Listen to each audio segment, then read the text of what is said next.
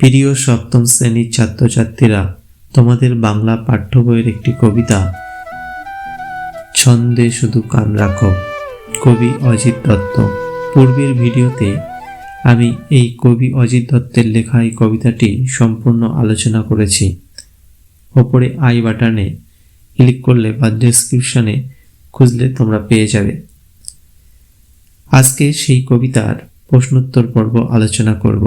সাহিত্যের ইতিকথা চ্যানেলে সকলকে জানাই আন্তরিক অভিনন্দন ও শুভেচ্ছা। আজকের প্রথম প্রশ্ন 1-এর 1, মন্দ কথায় কান দিও না।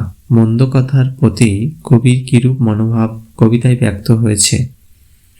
উত্তর, মন্দ কথায় কান না দেওয়ার মনোভাব ব্যক্ত হয়েছে, অর্থাৎ মন্দ কথা থেকে দূরে সরে থাকা, মনোসংযোগ না দেওয়ার কথাই কবি বলেছেন।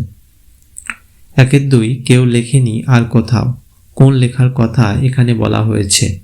উত্তর, নদীর স্রোতের ছন্দ মনের মাঝে শোনার পর কেউ যখন কোনো ছড়া লেখে, সেই ছড়া লেখার কথা কবি বলেছেন। 1-এর 3, চিনবে তারা ভুবনটাকে। কারা কিভাবে ভুবনটাকে চিনবে? কবির কথায় যে বা যারা প্রকৃতির সকল কিছুর মাঝে, অর্থাৎ ঝড় বাদলে, জ্যোৎস্নাতে, পাখির ডাকে, মোটর চাকায়, রেলগাড়িতে প্রভৃতির মধ্যে কান আর মন পেতে ছন্দ শুনতে পাবে, তাহলে ভুবনটাকে চিনতে পারবে। 1-এর 4, পদ্য লেখা সহজ নয়। এই পদ্য লেখা কখন সহজ হবে বলে কবি মনে করেছেন? 1-এর 4, উত্তর, কবি মনে করেন পদ্য লেখা তখন সহজ হবে যখন প্রকৃতির সমস্ত কিছু থেকে কান আর মন পেতে ছন্দ শুনতে পাবে। 1-এর 5, ছন্দ শোনা যায় না কখন কবির ভাবনায় আর ছন্দ শোনা যায় না। 1-এর 5-এর উত্তর, কবির ভাবনায় মন্দ কথায় মন দিলে, ছন্দে কান না দিলে কিংবা দ্বন্দ্ব ভুলে মন না দিলে কোনো কিছু থেকে ছন্দ শোনা যায় না। 2 নং প্রশ্ন, বিশেষ্যগুলিকে বিশেষণে ও বিশেষণগুলিকে বিশেষ্যে পরিবর্তন করো এবং বাক্য রচনা করো। ঝড়, ঝোড়ো। কাল রাতে ঝোড়ো হাওয়া বইছিল। মন, মানসিক। তার মানসিক অবস্থা শোচনীয়। ছন্দ, ছন্দময়। জীবন হোক ছন্দময়। দিন, দৈনিক। দৈনিক পত্রিকা পড়া ভালো। সুর, সুরেলা।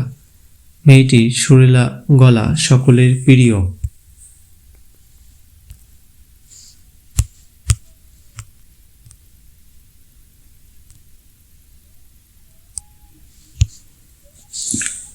সংকেত, সাংকেতিক।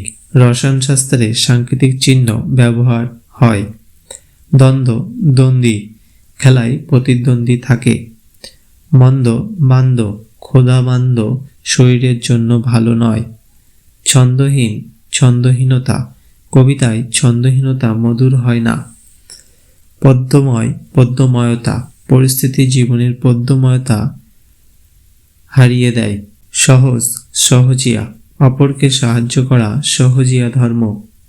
3 দাগে বলা হয়েছে নিচের শব্দগুলিকে আলাদা আলাদা অর্থে ব্যবহার করে 2টি করে বাক্য লেখো। আমি শুধুমাত্র এখানে আলাদা অর্থে ব্যবহার করে দেখিয়েছি। মন্দ, খারাপ অথবা হালকা।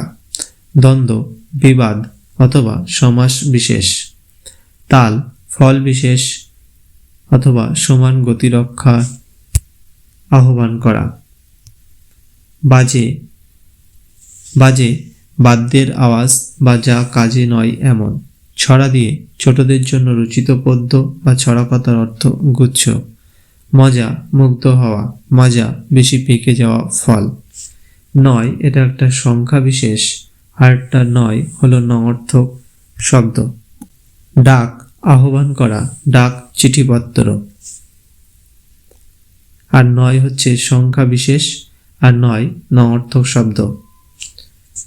4 দাগে বলা হয়েছে নিচের শব্দগুলি কোন মূল শব্দ থেকে এসেছে লেখো। জ্যোৎস্না, জোছনা, জ্যোৎস্না। চাকা, চক্র। কান, কর্ণ। দুপুর, দ্বিপ্রহর। ঝিঝি ঝিল্লি পোকার ডাক। পাশে বলা হয়েছে কবিতার ভাষা মৌখিক ভাষায় রূপান্তরিত করো। এগুলি তোমরা পারবে। 5-1 ছন্দ আছে ঝড় বাদলে, ঝড় বাদলে ছন্দ আছে। ছন্দে বাঁধা রাত্রি দিন, রাত্রি দিন ছন্দে বাঁধা বা দিন রাত্রি ছন্দে বাঁধা। 5-3 কিচ্ছুটি নয় ছন্দহীন, কোনো কিছুই ছন্দহীন নয়। চিনবে তারা ভুবনটাকে ছন্দ সুরের সংকেতে, তারা ভুবনটাকে ছন্দ সুরের সংকেত হিসাবে চিনবে। কান না দিলে ছন্দে যেন পদ্য লেখা সহজ নয়, ছন্দে কান না দিলে পদ্য লেখা সহজ হয় না। 6 দাগ বলা হয়েছে কান, এটা দিয়ে 5টি বিশেষ অর্থে ব্যবহার করো। কান শব্দটি 5টি বিশেষ অর্থ ব্যবহার এখানে দেখিয়েছি তীর দিয়ে। কান কাটা অর্থাৎ কান কাটা, নির্লজ্জ। কান লাগা অর্থাৎ কানে লাগা, অশ্রুতিকর। কান অর্থাৎ দেওয়া, কান ও দেওয়া, কান দেওয়া, গুরুত্ব আরোপ। কান ওঠা, কানে ওঠা, অবগত হওয়া। কান পাতলা, কান আর পাতলা, এটা হলো গোপন তথ্য প্রকাশ করে দেওয়া। 7 দাগে বলা হয়েছে ঝড় বাদল, এটা এরকমই কয়েকটি সমার্থক বা প্রায় সমার্থক শব্দ বলো। কড়াই গন্ডাই, আগে ভাগে, ন্যায় সঙ্গত, রকম ফের, ন্যায় নীতি। 10টা বলছি সমার্থক শব্দ লেখো। 3টি করে সমার্থক শব্দ এখানে দিয়েছি। জল, রাত্রি, দিন, ভুবন ও নদী। জল আমরা জানি পানি বলা হয়ে থাকে, তবে এখানে ওটি বাদে আমি আরো 3টে দিয়েছি। সেটি হলো সলিল, নীর, অপ। রাত্রি নিশি, নিশা, রজনী। দিন দিবস, দিবা, অন্ন। ভুবন পৃথিবী, ধরাতল, জগৎ। নদী তটিনী, শৈবলিনী, তরঙ্গিনী। 11তে বলা হয়েছে শব্দ যুগলের মধ্যে অর্থ পার্থক্য লেখো। দিন আবার দিন, তবে উভয়ের মধ্যে বানানগত পার্থক্য আছে, তেমনি অর্থ পার্থক্য আছে, তবে উচ্চারণের দিক থেকে এক। এগুলোকে আবার সমচ্চয়িত ভিন্নাত্মক শব্দ বলা হয়ে থাকে। দিন দিবস, দিন দরিদ্র, মন অন্তর, মধ্যাহ্ন, মন ওজন। দন্তস্বর সুর, সুর কণ্ঠস্বর, তালবস্য দীর্ঘ সুর, বীর। দন্তস্ব ক ল, সকল সমস্ত, তালবস্য ক ল, তালব্যস্য ক ল, সকল চামড়া। 12 দাগ সাপেক্ষ শব্দজোড়, এখানে 4টি উল্লেখ করেছি।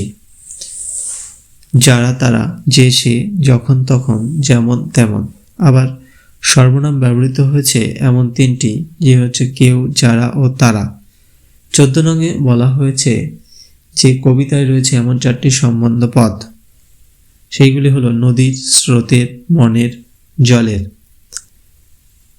তাছাড়া দেখবে 15 নম্বরে বলা হয়েছে নিচের বাক্য বা বাক্যাংশের উদ্দেশ্য বিধেয় অংশ আলাদা করে দেখাও। 15-1 এটা হবে ছন্দ উদ্দেশ্য আছে ঝড় বাদলে বিদেহ, তেমন ছড়া উদ্দেশ্য দেখবে তখন কেউ লেখেনি আর কোথাও, এটা হলো বিদেহ। উদ্দেশ্য তেমন ছড়া দেখবে তখন কেউ লেখেনি আর কোথাও। উদ্দেশ্য নৌকা জাহাজ, বিদেহ জলের ছন্দে তাল মিলিয়ে দেয় পারি।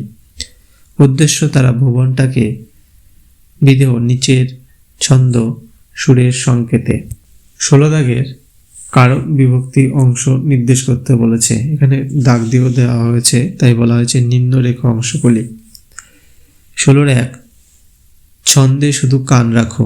এই ছন্দে, এটা হলো কর্মকারক এই বিভক্তি।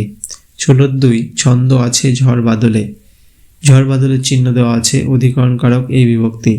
দিন দুপুরে পাখির ডাকে, দিন দুপুরে অধিকরণকারক এই বিভক্তি।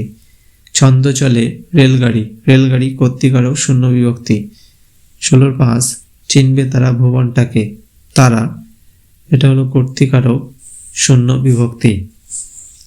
ধন্যবাদ ছাত্রছাত্রীরা, এতক্ষণ ধরে ছন্দে শুধু কান রাখো এই কবিতাটি প্রশ্ন উত্তরগুলো শোনার জন্য। এগুলি তোমাদের পরীক্ষার ক্ষেত্রে বিশেষ কাজে আসবে। আর বন্ধু সহপাঠীদের মাঝে এটি শেয়ার করে দেবে, তারা উপকৃত হবে।